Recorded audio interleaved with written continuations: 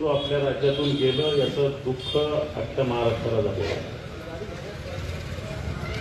बांधवांनो, ही जिल्हा परिषदेची निवडणूक आहे, पंचायत समितीची निवडणूक आहे. खरं तर दर 5 वर्षाला या निवडणुका झाल्या पाहिजे. मागची निवडणूक 2017ला झाली होती, आता 2026 आहे.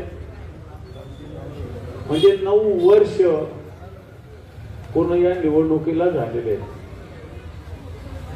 खरं तर ही निवडणूक 2022ला व्हायला आता त्यांना मी म्हटलं की आमच्या गावामध्ये तुम्ही कामं द्या.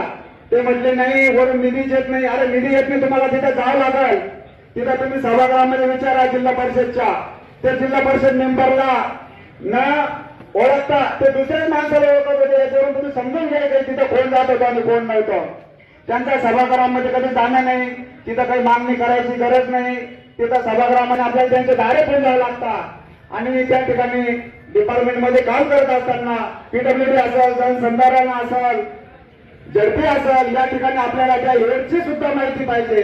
त्या कोणत्या हेडच्या अंतर्गत कोणते कामं होतात, कोणते होत नाही, हे सुद्धा त्या जो आपला मेंबर असतो त्या मेंबरला माहिती पाहिजे.